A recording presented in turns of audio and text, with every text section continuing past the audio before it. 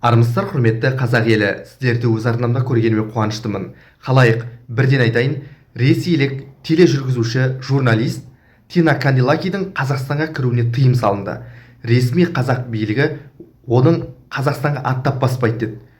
Келетін болса, Қазақстанға кіргізілмейді. Бұл ресми ақпарат. Алайда дәл осы адам қырғыздардың да ішкі мәселесіне араласқан болатын. Алайда қырғыз билігі мүлде басқаша жауап берді. Бұл қалай дейсіздер ғой, ендеше соңына дейін асықпай тыңдаңыз. Қаңтар оқиғасынан кейін елдегі қазақ билігінің өзгеруі ресейлік дума депутаттарының, қоғам белсенділерін, журналистер қауымын қатты алаңдатып қойды. Былайша айтқанда, Кремльді үлкен уайымға салды. Себебі парламентке Қазыбек Иса, Ринат Заитов, Ермұрат Бапи сияқты ағаларымыз, қазақ тілі үшін шырылдап жүрген ағаларымыздың келуі расында да ресейлік Кремль саясаткерлерінің қытығына тиді, және олар түрлі мәлімдемелер жасады Қазақстан тарапына. Міне сондай мәлімдемелердің бірін белгілі ресейлік тележүргізуші, танымал тележүргізуші Тина Канделаки бар ғой, сол Қазақстанға байланысты мынадай мәлімдеме жасаған болатын.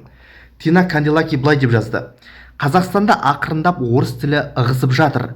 Түрлі орындардың орысша атауын қазақшалаған. Бұл өте қауіпті үрдіс.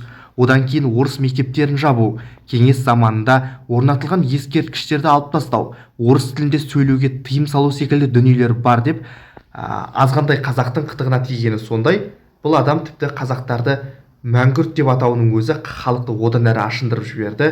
Осыдан кейін бұл мәселеге Қазақстанның сыртқы істер министрлігі араласты.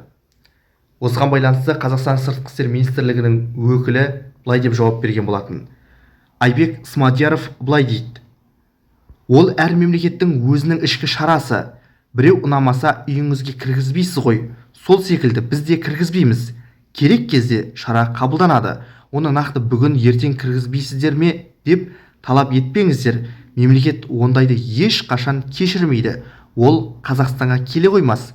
Келсе кірмейді деп турасын айтқан болатын. Алайда осыған ұқсас жағдай көршілес Қырғызстан елінде де орын алған болатын. Алайда айыр қалпақты ағайынның мәселесі сәл өзгешелеу. Ол қалай? Ол былай болған еді. Даудың басы Дайрабайдың көк сиыр демекші. Бұл оқиға Бішкектегі Панфилов дивизиясының музейін қырғыздардың бұзуынан басталған болатын.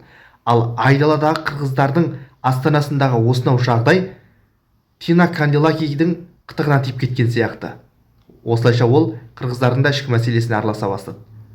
Тина Канделаки деген ресей тележүргізуші кеңес тарихынан қырғыздар алыстап бара жатыр, бұлар жаңағыдай русофобияға айналып бара жатыр, Ресейге қырын қарайтынды шығарыпты деген сияқты мәлімдемелер жасаған болатын. Алайда қырғыз билігі Қазақстан сияқты қатал шараларға бара қойған жоқ. Бірақ үндемей де қалмады. Қырғызстан президентінің баспасөз хатшысы Дайырбек Орынбеков Панфилов дивизиясының музейін не себепті бұзғалы жатқанын тәтпіштеп тұрып түсіндіріп берді. Оның айтуына қарағанда, бұл жалпы ғимарат әбден тозығы жеткен, ескірген ғимарат екен. Сонымен қатар, ол өзінің сөзінің арасында Қырғызстанның бағынышты емес, тәуелсіз мемлекет екенін де Мәскеудің есіне салып қойды. Сонымен қатар қырғыз ағайындар орыс тілі мен мәдениетті бұл жерде жақсы көрініс тапқанын да айтты, Мәскеудің қытығына тимес үшін. Және бұл ескерткіш Мәскеуді қорғаған және сол қорғау жолында қаза тапқан ата-бабаларының рухына құрмет белгісі ретінде тұрғызылғанын айтты. Осылайша Тина Канделаки егер Қырғызстанға келетін болса, бұл жақта соншалықты бір русофобия болып жатқан жоқ. Кәдімгідей соншалықты бір қапылтатындай мәселе емес. Қырғызстанның тарихын оқыса, елімізге келсе дейді әлгі адам, онда бұл жақта барлығы қалыпты екеніне көзі жетеді деп сыпайы ғана жауап берді.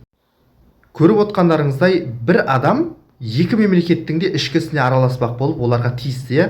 Тина Канделаки деген Ресейдің атақты тележүргізушісі. Яғни бұл жақта орыс тілін шеттетіп жатыр, русофобия, кеңестер тарихынан бұлар ажырап бара жатыр, Еуропаға еліктеп бара жатыр деген сияқты, орыс мектептерін жаба бастады бұлар деген сияқты неше түрлі өтірік шындық аралас әңгімелер айтып, мемлекеттің ішкісіне араласа бастады. Алайда бұл екі мемлекет екі түрлі жауап берді, екі түрлі реакция білдірді. Сіздер қалай ойлайсыздар?